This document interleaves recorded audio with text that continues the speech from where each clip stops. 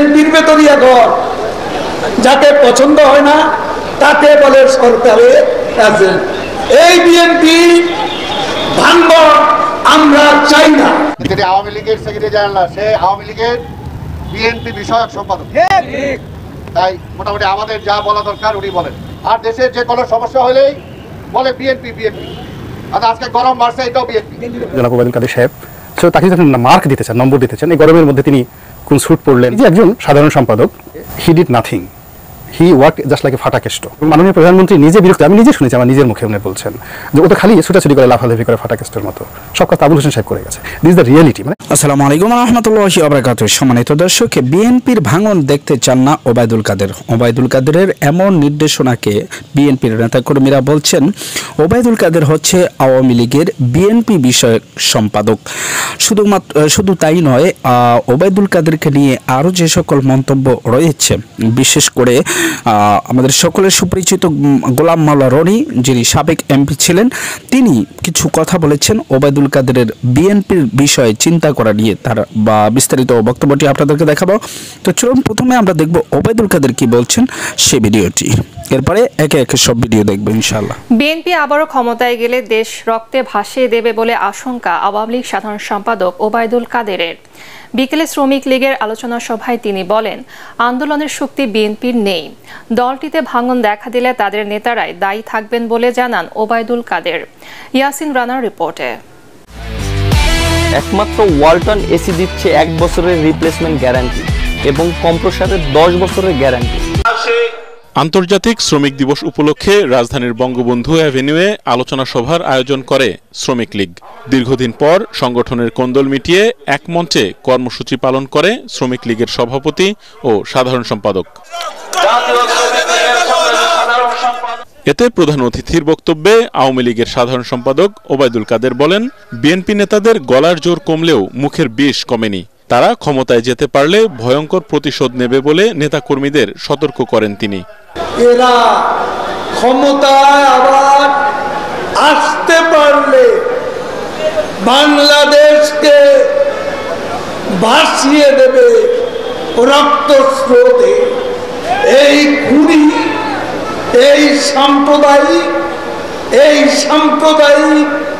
এই জঙ্গিবাদী, এই সন্ত্রাসী অশুভ শক্তি, যাদের নেতা লন্ডনে বসে রিমোট কন্ট্রোলে আন্দোলন চালাতে চায়। বিএনপির দলীয় কোন্দল ব্যাপক আকার ধারণ করেছে, তবে আওয়ামী লীগ সরকার বিএনপির ভাঙন চায় না বলে জানান ওবায়দুল কাদের। বিএনপির ভেতরিয়া ঘর, যাকে পছন্দ হয় না তাকে বলে সরকারের এজেন্ট। এই বিএনপি ভাঙব আমরা চাই না। বিএনপি যাদের কাছে নালিশ করে সেই যুক্তরাষ্ট্রের অবস্থাই এখন বেসামাল বলে মন্তব্য করেন তিনি। কার কাছে নালিশ করবেন? যাদের কাছে নালিশ করতেন তাদেরও বেসামাল অবস্থা। আমেরিকায় আরব বসন্ত। ফিলিস্তিন ইস্যুতে যুক্তরাষ্ট্র ও ইসরায়েলের কড়া সমালোচনা করে ওবায়দুল কাদের বলেন, হিটলারের চেয়েও ভয়ঙ্কর নেতানিয়াহু। যুক্তরাষ্ট্রের প্রেসিডেন্টও এখন নেতানিয়াহুর ধমকের ভয়। সেক্রেটারি জেনারেল, সে আওয়ামী লীগের বিএনপি বিষয়ক সম্পাদক, তাই মোটামুটি আমাদের যা বলা দরকার উনি বলেন। উনি আবার বয়ান দিচ্ছেন একটা, যে বিএনপি নাকি কালো চশমা পরে আমরা কিছুই দেখি না। আর যখন এটা বলছে তখন নিজেই কালো চশমা পরে আছে। আজকে কালো চশমা তাদের চোখে, এই কারণে দেশের সমস্যা দেখে না। আর দেশের যে কোনো সমস্যা হলেই বলে বিএনপি বিএনপি। আজকে গরম বাড়ছে, এটাও বিএনপি। আজকে চালের দাম বাড়ছে, এটাও বিএনপি। আজকে ওই সমুদ্রে যে বাঙালি যদি ডুবা মরে, ওইটাও বিএনপি। ওই যে বাংলাদেশের জাহাজ ওইখানে ছিনতাই করে নিয়ে গেছে সোমালিয়ার, সেটাও সমাধান করতে পারে না, ওইটাও বিএনপি। অর্থাৎ যদি বিএনপি হয় তাহলে তুমি ক্ষমতা আসো কেন? তাহলে ছেড়ে দাও, তাহলে বিএনপি তো সব পারে, তোমরা তো কিছুই পারো না।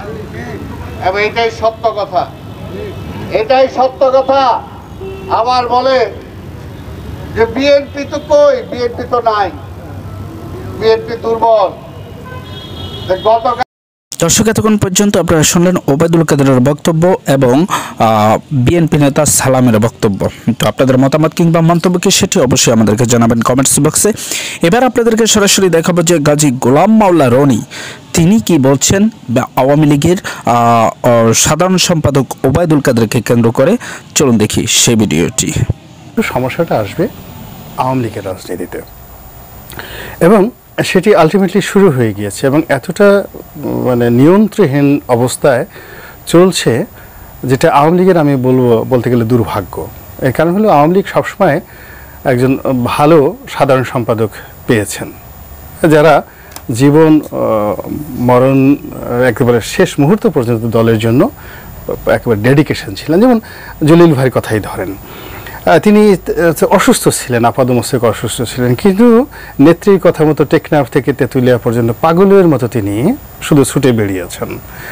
সৈয়দ আশরাফ সাহেব অত ছুটে বেড়াননি, কিন্তু দেখা গেল যে একজন ভালো মানুষ হিসেবে, সৎ মানুষ হিসেবে, সজ্জন হিসেবে ঠিক আওয়ামী লীগের যে আদর্শ, যে রাজনীতি করে সেই রাজনীতির সঙ্গে, যে নীতিকথার সঙ্গে সৈয়দ আশরাফের যে ক্যারেক্টারিস্টিক সেটা যায়। কিন্তু সে তুলনায় এখন যিনি আছেন জনাব ওবায়দুল কাদের সাহেব, তাকে যদি আপনি মার্ক দিতে চান, নম্বর দিতে চান, এই গরমের মধ্যে তিনি কোন স্যুট পরলেন, টাই পরলেন, কোটি পরলেন কোনটা, বা কোন ব্র্যান্ডের তিনি মুজিব কোট পরলেন, এটা নিয়ে আপনি তাকে নম্বর দিতে পারবেন। কিন্তু ঢাকার একদম কাছাকাছি সাভারে যে 10-12টা আওয়ামী লীগের গ্রুপ হয়ে আছে এবং কেউ কারো কথা শুনছে না, পার্শ্ববর্তী গাজীপুরে যে মারামারি হচ্ছে, টঙ্গীতে কোনো যে সংগঠন নেই, উত্তরার অবস্থা খুব খারাপ, আপনি যদি এখানে চলে যান হায়দ্রাবাদের অবস্থা জঘন্য, একেবারে জঘন্য। এবং আওয়ামী লীগের প্রতিষ্ঠা হওয়ার পরে কখনো ঢাকা শহরের বিভিন্ন সিটগুলোতে আওয়ামী লীগের যে অন্তর্কলহ, দ্বন্দ্ব, বিবাদ, এটা কখনো এখনকার মতো পর্যায়ে ছিল না। আপনি যদি এরপর যদি একটু এগিয়ে নারায়ণগঞ্জে যান, খুবই বিশ্রী অবস্থা সেখানকার সাংগঠনিক যে ভিত্তি। এরপর ওনার নিজের এলাকা যদি যান, আপনি কুমিল্লা থেকে শুরু করেন, কুমিল্লা, ফেনী, নোয়াখালী এই এলাকাতে যান, তারপর চট্টগ্রাম পর্যন্ত যান, তছনছ। এখন ক্ষমতা আছে যার জন্য অনেক কিছু বলা যাচ্ছে না, কিন্তু এই যে একজন সাধারণ সম্পাদক, তিনি চমৎকার একজন স্টাইলিশ মানুষ, সকালে রোলেক্স ঘড়ি পরছেন, বিকেলবেলা প্যাটেক ফিলিপ পরছেন, এরপরে তার শরীরের দিকে তাকালে বোঝা যাচ্ছে যে বাজারে বিরনির কোন মডেলের শার্ট এসছে, তারপরে তার কোটের দিকে তাকালে বোঝা যাচ্ছে যে ক্যানালি এবং ডানহিল কি ধরনের স্টাইল বাংলাদেশ। হ্যাঁ দর্শক, আপনারা দেখলেন। তো এরকম নিত্য নতুন আপডেট নিউজগুলো পাওয়ার জন্য অবশ্যই চ্যানেলটিকে সাবস্ক্রাইব করে পাশে রাখা বেল আইকনটি ক্লিক করে দেবেন, তাহলে প্রত্যেক মুহূর্তের আপডেট নিউজগুলো পৌঁছে যাবে আপনাদের কাছে। আজকের মতো এখানেই বিদায় নিচ্ছি, দেখা হবে অন্য কোনো ভিডিওতে। ততক্ষণ পর্যন্ত সকলেই ভালো থাকুন, সুস্থ থাকুন। আসসালামু আলাইকুম ওয়া রাহমাতুল্লাহি ওয়া বারাকাতুহু।